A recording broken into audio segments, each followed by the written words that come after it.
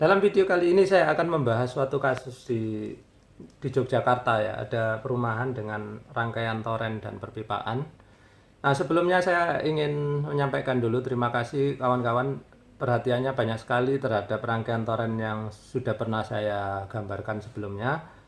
Kemudian banyak sekali masukan dan beberapa itu gini kawan-kawan, kalau saya ada koreksi itu nanti saya letakkan di kolom description atau pin komen. Jadi komen paling atas itu biasanya nanti berupa koreksi saya. Jadi nanti sama dengan video ini, misalkan ada koreksi, silakan kalian lihat mungkin di description atau di pin yang paling atas nanti ada koreksinya.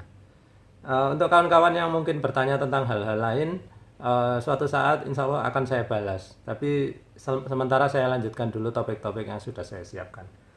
Ayo kita langsung aja lihat ya apa yang terjadi sih di ini, tepatnya di perumahan Pondok Permai, daerah Taman Tirto, Bantul ya, Bantul, Yogyakarta. Nah, apa yang terjadi? Suatu saat itu saya pernah menginap di salah satu rumah di Pondok Permai ya.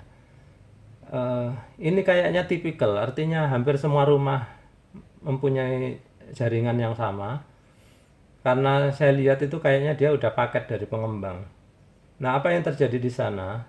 Waktu saya di kamar mandi, di dapur, itu airnya itu terasa pelan ya. Kecil sekali, maksudnya dipakai mandi itu enggak, airnya kurang cepat lah, kurang kurang kencang alirannya. Kemudian saya pikir mungkin ya memang kayak gitu aja lah, terus namanya tamu ya nggak protes.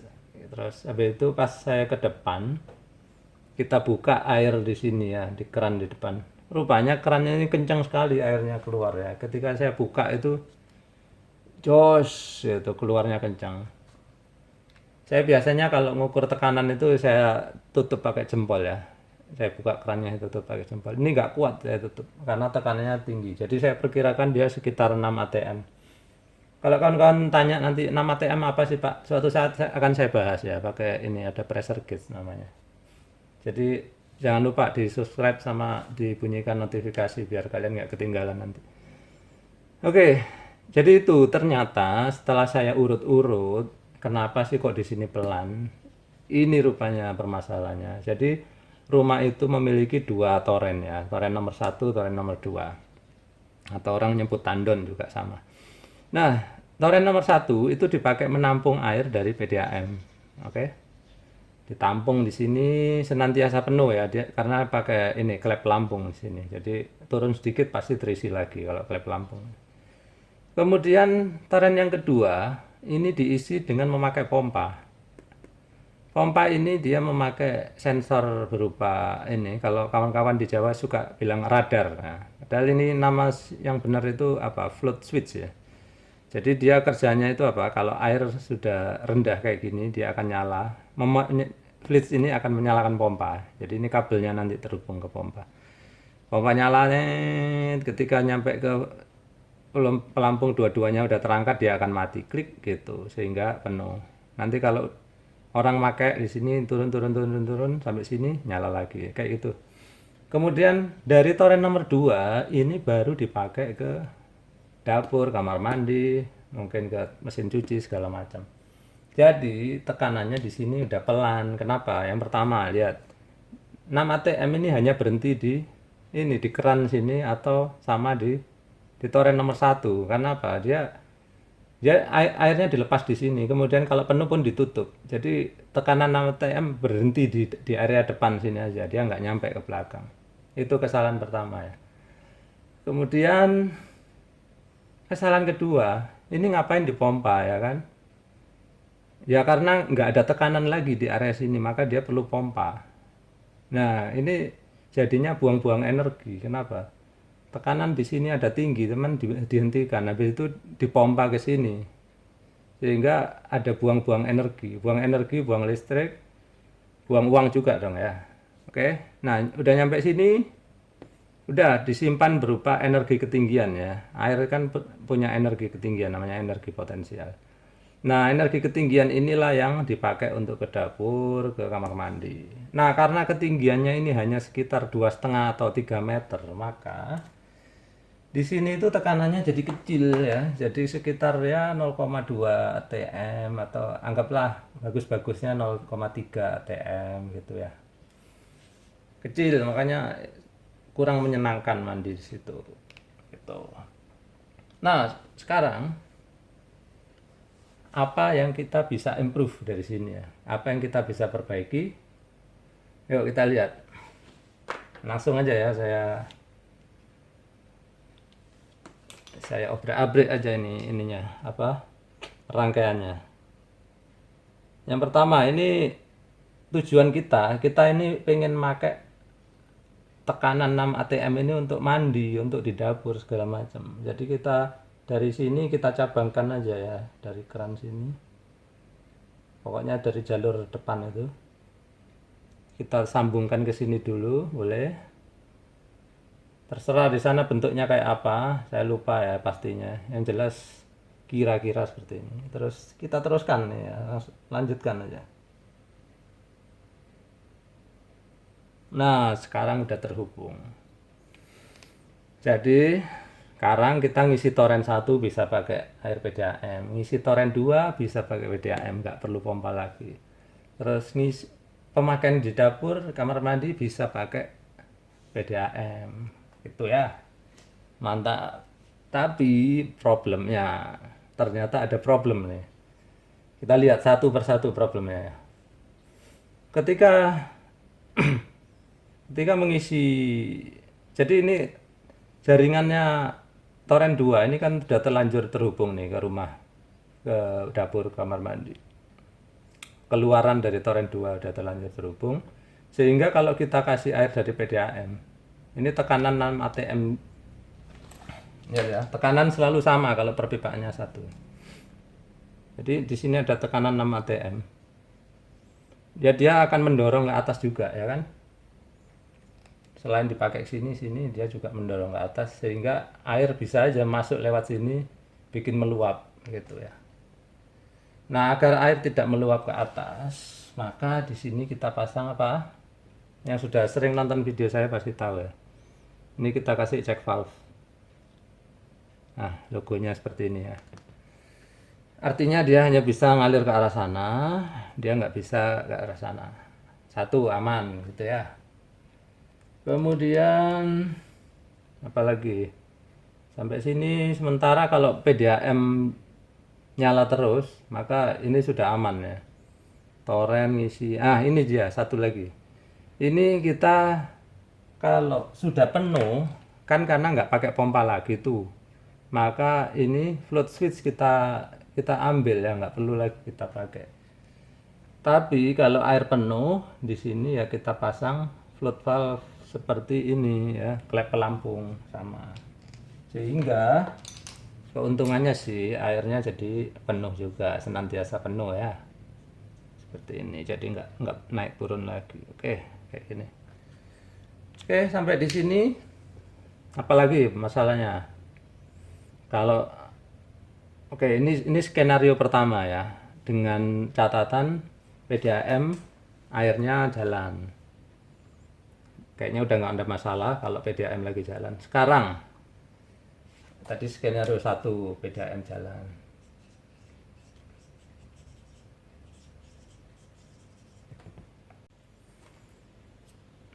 Oh ya, sekarang ini tadi mungkin pompa ya. Pompa ini jadi pertanyaan nih. Pompa ini sekarang karena ini tadi kontrolnya float switch kita udah ambil, maka pompa kita akan kembalikan fungsinya dia ya. Jadi otomatisnya pakai pressure switch ya. Pressure switch.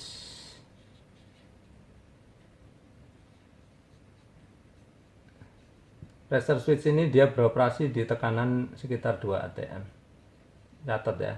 Nah, kalau pakai pressure switch jangan lupa selalu pakai tabung. Ya, tabung udara.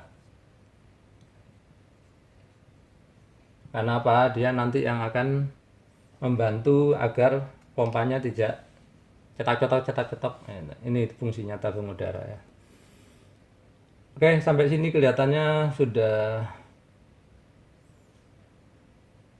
aman ya. Oke. Nah, ini tadi skenario pertama, ini udah aman. Ini yaitu skenario pertama ini PDAM lagi jalan. Situasi seperti ini. Nah, ini pompa aman nggak? Aman, karena apa? Dia kan pompa kan dia ada cek valve internal ya. Jadi dia nggak perlu kita pasang cek valve, nggak apa-apa. Dan dia akan selalu mati. Ya, kenapa? Karena tekanannya pressure switch ini 2 atm, dia turun dari 2 atm dia baru nyala. Ketika di sini PDAM jalan kan tekanan 6 atm sehingga pompa senantiasa mati gitu. Sekarang skenario kedua, kalau PDAM mati ya.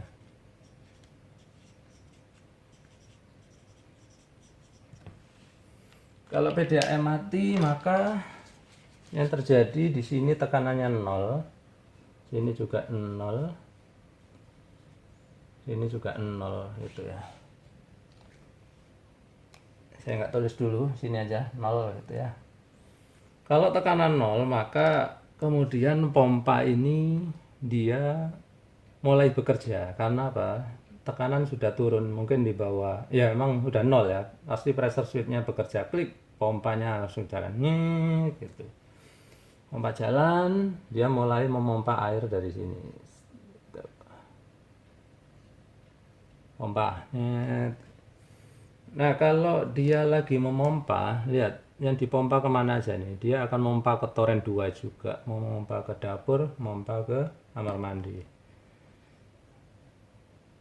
Yang jelas memompa ke sini nggak apa-apa ya. Jadi tekanannya pompa kan 2 atm, ini 2 atm. Masih lumayan ya. Kita mandi pakai pompa 2 atm. Daripada yang pertama tadi 0,3 atm. Masih lumayan. Nah, problemnya apa? Dia mengisi toren 2 nggak masalah ya. Toren 1 ngisi toren 2 nggak apa-apa. Nanti kalau penuh dia akan nutup sendiri. Kemudian, nah ini masalahnya, dia akan kembali ke PDAM sana. Nah, sehingga di sini kita perlu pasang cek valve lagi di sini ya, agar air tidak kita jual kembali ke PDAM.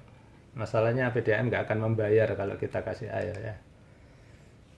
Jadi air nggak bisa mengalir ke sana ya, air hanya bisa mengalir ke arah air hanya bisa mengalir ke arah sana. Oke. Sampai sini aman ya.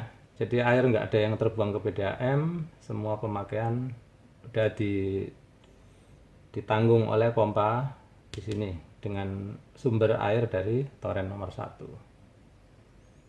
Sampai pada akhirnya skenario ketiga, maka air toren 1 habis ya.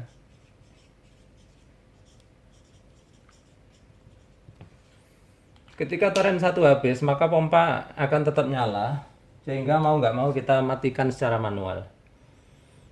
Kita matikan, cabut kabelnya atau apa, matikan. Kemudian suplai air akan ditanggung oleh toren nomor 2. Nah, toren nomor 2 kita lihat dia akan nyuplai ke sini, dia nyuplai ke sini. Dia berhenti ya, karena di pompa ada cek valve, dia berhenti. Di sini pun dia berhenti, aman di sana. Ya sudah, toren 2 akan menyuplai air ke dapur, kamar mandi. Nah, pada saat skenario ketiga ini baru kita ya mau nggak mau menerima keadaan dengan kita mendapatkan tekanan 0,3 atm. Sehingga air pelan. Nah, tapi ini tadi kan setelah kan skenario ketiga, udah PDAM mati, toren 1 habis, baru kita pelan airnya. Nah, kalau itu sih wajar ya, karena namanya kondisi emergensi, air pelan wajar, kita maklum ya. Tapi yang awal tadi, rangkaian pertama sebelum kita obrak-abrik tadi, kan miris sekali ya, di sini tekanan besar tapi di pemakaian hanya 0,3. Nah, sekian dulu ya kawan-kawan. Mudah-mudahan bedah pipa kita kali ini itu bermanfaat untuk kawan-kawan dalam menyusun perpipaan atau toren di rumah. Nah, kalau kalian ada masukan ya jangan lupa tulis di kolom komentar. Kalau kawan-kawan ada kesulitan, nanti saya bisa tinggalkan nomor WA ya, kita bisa kontak-kontakan, kalian bisa fotoin masalah kalian apa, nanti kita akan bahas bersama, kita cari solusinya bersama-sama, brainstorming istilahnya ya. Baik, terima kasih. Oh ya, ini orangnya masih cemberut ya, karena tadinya kan susah hati, ini sekarang dia udah senyum. Yes. Oke, terima kasih kawan-kawan udah menyaksikan.